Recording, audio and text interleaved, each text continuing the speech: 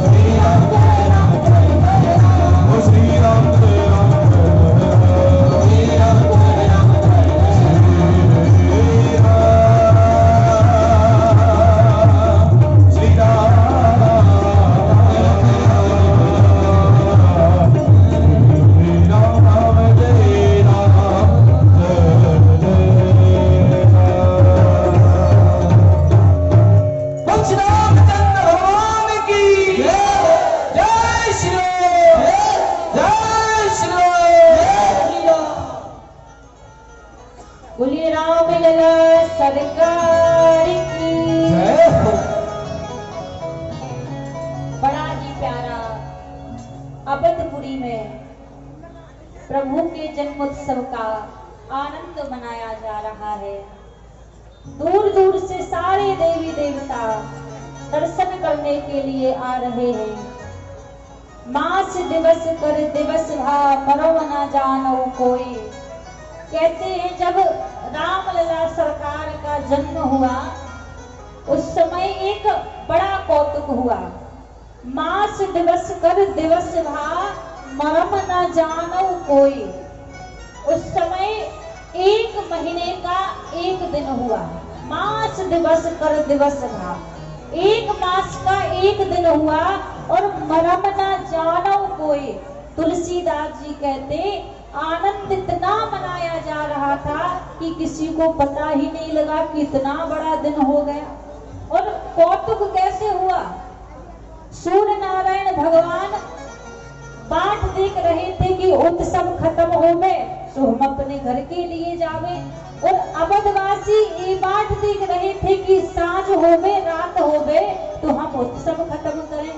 ऐसे में एक महीना निकल गया और एक महीने का एक दिन हुआ।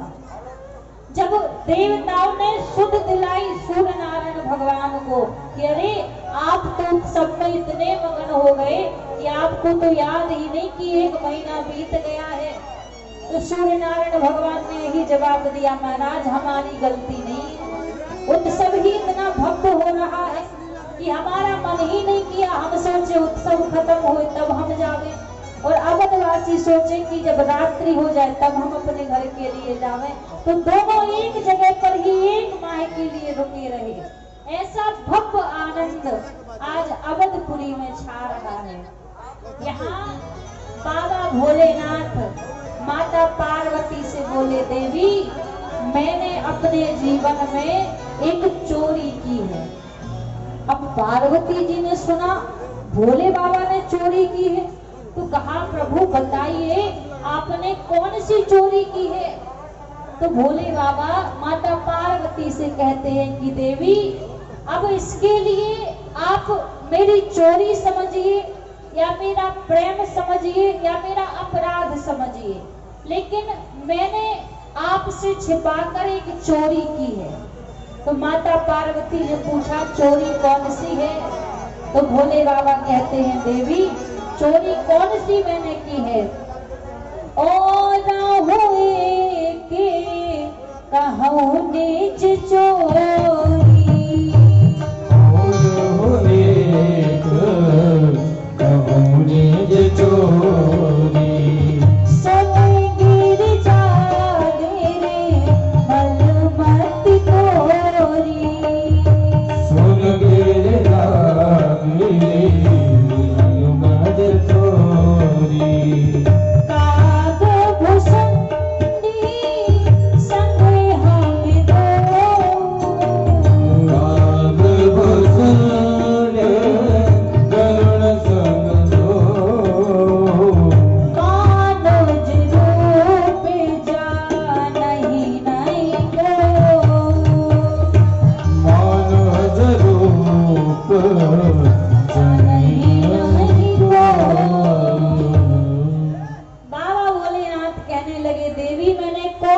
चोरी की है और वो एक करही निज चोरी।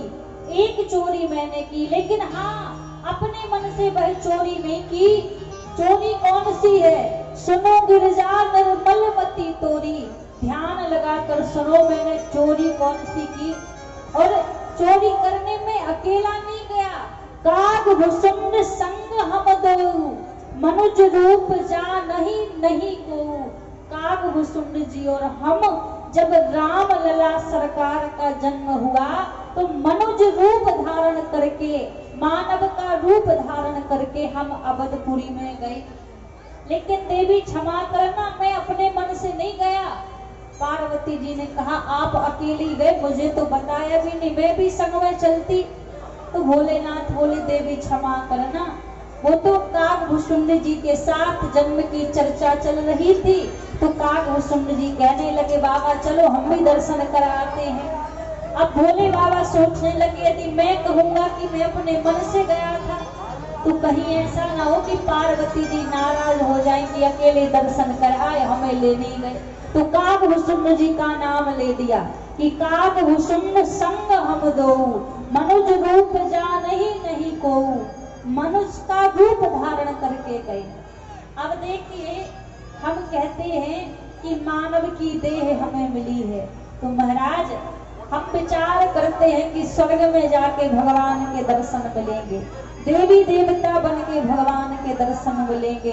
तो भूल में मत रहना, प्रभु के दर्शन करने के लिए स्वयं बाबा भोलेनाथ को भी मनुष्य का रूप बनाना पड़ा, जब जाके राम जी के दर्शन हुए।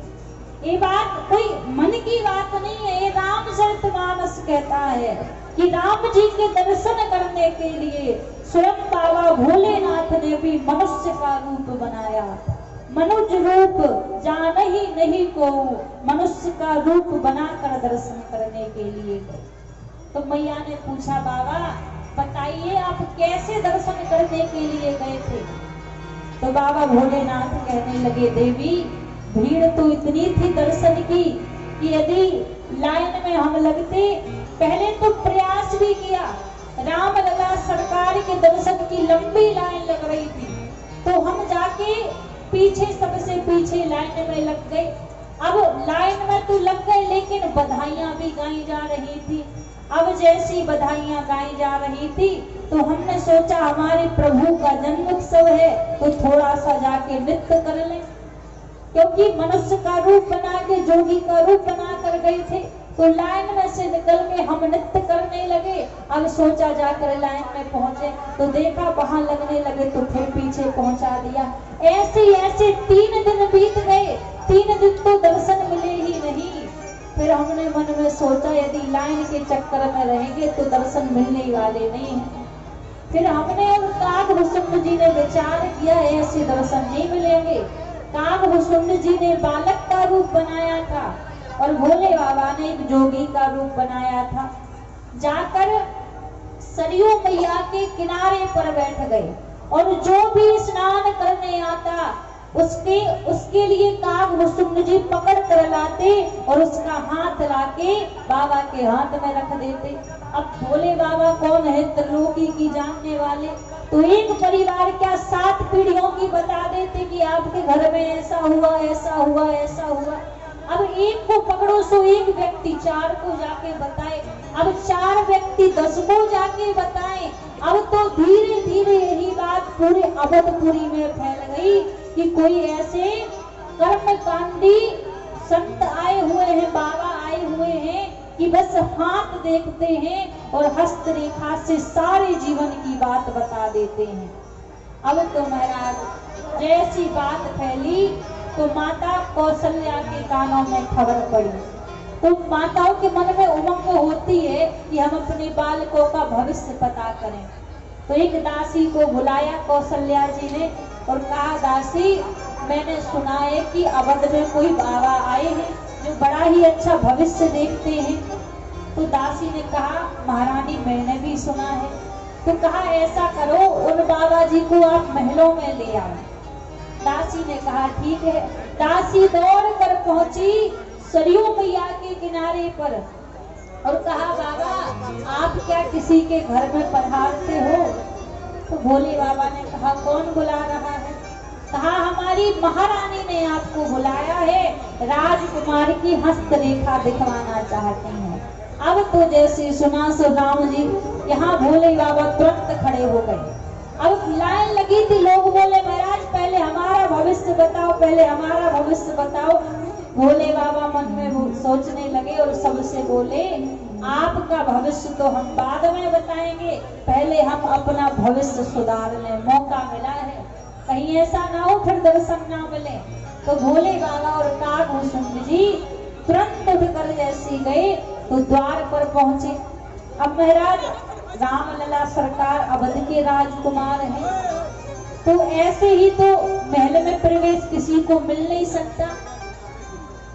जैसे ही कहा तो महाराज यहाँ पर द्वारपाल कहने लगे, बाबा तुम 2 लोग हो, ये बताओ 2 में से भविष्य कौन देखता है, हाथ कौन देखता है? तो भोले बाबा ने कह दिया भविष्य हम देखते हैं। तो द्वारपाल बोले, हाँ बालक से जो बालक बन के काकभूषुंड जी आए थे, कहा तुम यहीं खड़े रहो, केवल बाबा ही अंदर जाएंगे। तो भोले बाबा ने कहा हम हाथ देख कर आते हैं, तुम यहीं खड़े रहो। अब काकभूषुंड जी को क्रोध आया, संग में तो 2 ही आए थे, दर्शन की बात आई सो अकेले जाने लगे। कहा सोच लो अभी सारी पोल खोल दूंगा कि कौन से ज्योतिषाचार है। अब जैसी कहा तो भोले बाबा को लगा कहीं सच में काकभूषुंड जी बताना देंगे ये कौन है। तो कह दिया, देखो महाराज मैं केवल हस्तरेखा देखता हूँ, लेकिन उसके बारे में बताना क्या है वो मेरा शिष्य बताता है, इसलिए काम हम दोनों से बनेगा, एक से काम नहीं बनेगा। तो कहा ठीक है दोनों अंदर जाओ। अब जैसे ही बाबा और काकभूषुंड जी अंदर आए, माता कौशल्या रामलला सरकार को अपनी गोदी में लेकर आई। जैसे ही गोदी में लेकर आई और राम जी के ऊपर बाबा भोलेनाथ की नजर पड़ी तो महाराज आंखों से अश्रु की धार बहने लगी बाबा की। इतना सुंदर प्रभु का रूप था और बाल रूप के दर्शन किसको मिलते हैं? बाबा भोलेनाथ तो बार बार कौशल्या मैया के चरणों में मन से प्रणाम करते हैं कि देख माँ की ममता में वह सामर्थ्य है कि जो उस पर ब्रह्म को भी एक बालक बना दे। ये माँ की ममता ही तो है। अब जैसी कहा तो मैया बोली, बाबा मेरे लाला की आप हस्तरेखा को देखिए, हाथ को देखिए, आप तो उनको देखकर रो रहे हैं। तो भोले बाबा बोले, मैया आपके लाला हैं ही इतने सुंदर, हैं ही इतने प्यारे कि इनके मुख से नजर हटाने का मन ही नहीं करता। अब जैसे हाथ राम जी का भोले बाबा के हाथ में दिया तो हस्तरेखा तो कम देख रहे हैं, मुख को ज्यादा देख रहे हैं। मनोज पासवान, आपका लड़का खो गया है। वह प्रवचन जहाँ हो रहा है वहाँ मंच के पास है, आप आकर के अपने लड़के को ले जाइए, बहुत रो रहा है। बोलिए राम लला सरकार की। बाबा भोलेनाथ राम जी के हाथों को हाथ में पकड़ रखा है और मैया को भविष्य बता रहे हैं। कहा आपका बालक कैसा है, जो आनंद सिंधु सुख राशि, आपका पुत्र समस्त संसार वासियों को आनंद देने वाला है, सबके ऊपर करुणा करने वाला है। और महाराज जैसे ही बताते गए, भविष्य बताते गए, भोले बाबा ने कहा जब आपके लाला कुमार अवस्था में पहुंचेंगे, जब एक बाबा जी इनको लेने के लिए आएंगे, तो मैया बोली ना बाबा इससे आगे मत बताओ, ये जो रेखा कह रही है कि कुमार अवस्था में मेरे लाला को बाबा लेने आएंगे, इस रेखा को आप अभी बदल दो। तो भोले बाबा बोले मैया बात तो सुनो पूरी, जो बाबा लेने आएंगे तो इनको लेकर तो जाएंगे, लेकिन जब लौट कर वापस करेंगे तो साथ में बहू भी घर में आएगी। तो अब तो मैया बोली फिर दिक्कत नहीं, फिर तो कल ही आ जाए बाबा। बड़ी प्रसन्न हो रही है। अब यहाँ राम जी ने इशारा किया, भोले बाबा बोलने ही वाले थे कि 14 वर्ष बाद उनको बन जाना पड़ेगा, 14 वर्ष के लिए। तभी राम जी ने इशारा कर दिया, प्रभु बस इतना ही, इससे आगे बताओगे तो मेरी मैया अभी प्राण छोड़ देगी। यहाँ भोले बाबा केवल हाथ पकड़ रखे हैं भोले बाबा ने। काकभूषुंड जी बैठे बैठे राम जी के दोनों चरणों को पकड़कर अपने सिर पर रख लिए। जैसी सिर से झुका लिए, बाबा बोले मैं तो हाथ पकड़ के ही रह गया। कहा देवी लेकिन सारा लाभ तो काकभूषुंड जी ने ले लिया, राम जी के दोनों चरणों को पकड़कर अपने सर पर रख लिया। ऐसा परम सौभाग्य। तो बाबा कहते हैं देवी वहां जाने के बाद जो परम आनंद मुझे मिला, जो सुख की अनुभूति वहां पर हुई, वो सुख बताने वाला नहीं है, वर्णन करने वाला वो सुख नहीं है। इतना दिव्य आनंद मुझे अवधपुरी में मिला। तो बाबा कहते हैं मैंने ये चोरी की है, अब इसके लिए आप चोरी कहें या मेरा प्रेम कहें या मेरा दुलार कहें प्रभु के प्रति। तो मैया बोली बाबा एक बात बताओ, जो दासी आपको सरयू के किनारे लेने गई थी, उस दासी को ठीक से देखा या नहीं देखा? तो बाबा बोले कोई सुध ही नहीं थी तो दासी को क्या देखते। तो मैया मुस्कुरा कर बोली बाबा वो दासी कोई और नहीं, मैं ही गई थी दासी बन के, आपसे पहले मैं अवधपुरी पहुंच रही थी। तो सारे देवी देवता अवधवासी बनकर प्रभु श्री राम के दर्शन के लिए जा रहे हैं। प्रभु की नित्य लीलाएं बढ़ती जा रही हैं। रामलला सरकार लीलाएं करते और सारे अवधवासियों को आनंद देते। एक बार बोलिए श्री रामचंद्र भगवान की जय। एक बार बैंक तो बोलिए श्री रामचंद्र भगवान की। वो सारी दुनिया है दीवानी मेरे प्रभु श्री राम की। कौन कौन दीवाना है श्री रामचंद्र भगवान का? हाथ लगा बोलिए जय श्री राम। ये सारी दुनिया है दीवानी। और मेरा सभी से निवेदन है, अगर आप सभी बैठ करके श्रवण करें तो और भी ज्यादा आनंद आएगा। जितना खड़े होकर जो भी भाई सामने खड़े हैं कृपया बैठ जाएं या फिर साइड में आ जाएं। जिनको बैठने में दिक्कत हो रहा है वो कृपया साइड हो जाएं। एक आवश्यक सूचना, कल 51,000 दीपों के साथ भगवान भोले शंकर की महाआरती होगी और उस महाआरती में जन अधिकार पार्टी के राष्ट्रीय अध्यक्ष श्री पप्पू यादव जी पधार रहे हैं। और 9 मार्च को वैशाली के पूर्व सांसद रामा सिंह और महनार की वर्तमान विधायिका बीना सिंह का आगमन हो रहा है संध्या 5 बजे। और 10 मार्च को संध्या 5 बजे की आरती में एमएलसी देवेशन ठाकुर जी का आगमन होने जा रहा है। आप सभी भक्त श्रद्धालुओं से निवेदन है, कल महा आरती में आप सभी शामिल होकर भगवान भोले शंकर की आरती का आंखों देखा खुद लाइव टेलीकास्ट बने। धन्यवाद। और ये 501 रुपए नितिन कुमार जी सीआरपीएफ से हैं, 501 रुपए ठाकुर जी के चरणों में प्रदान कर रहे हैं। एक बार जोरदार तालियां बजाएं उनके लिए। और धर्मेंद्र कुमार गुप्ता जी सोनू मोबाइल से 501 रुपए ठाकुर जी के चरणों में दान कर रहे हैं, उनके लिए एक बार जोरदार तालियां बजाएं। और ये विगन दास जी राजा पाकर से 501 रुपए ठाकुर जी के चरणों में दान कर रहे हैं, उनके लिए एक बार जोरदार तालियां बजाएं।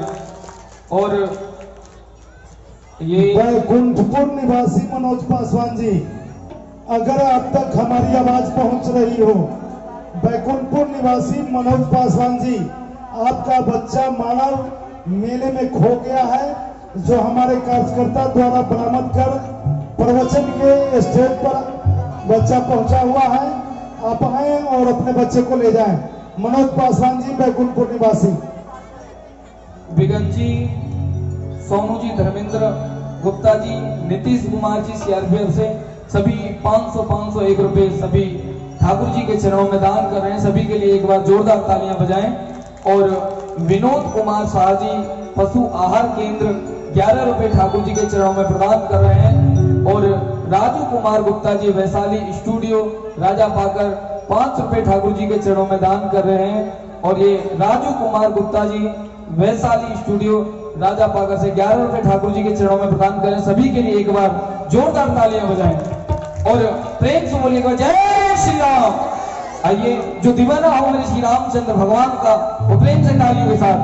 वो सारी दुनिया है दीवानी मेरे प्रभु श्री राम की, सारी दुनिया है दीवानी मेरे प्रभु श्री राम की। ओ सारी दुनिया है दीवानी मेरे प्रभु श्री राम की, सारी दुनिया है दीवानी मेरे प्रभु श्री राम की।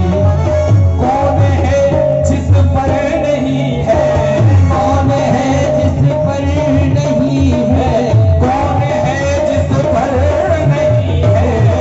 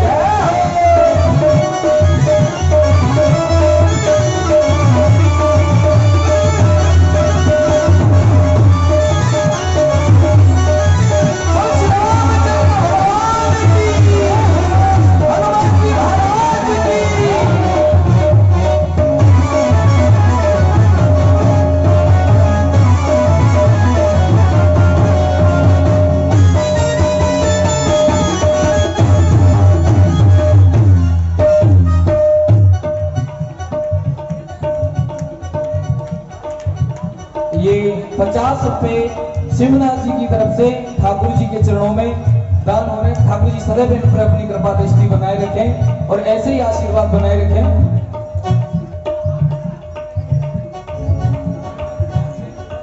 और ये 21 रुपए धार साहब भुवनेश्वर चौक से ठाकुर जी के चरणों में प्रदान करने के लिए एक बार जोरदार तालियां। और ये 15 रुपए सुनील कुमार जी ठाकुर जी के चरणों में प्रदान कर रहे हैं। एक बार सभी के लिए जोरदार तालियां बजाएं। और राजीव पासवान जी सूरतपुर बिलकुंडा से 101 रुपए भगवान के दरबार में चढ़ावा दिए हैं। बहुत जय जयकार। एक बार सभी के लिए जोरदार तालियां बजाएं। और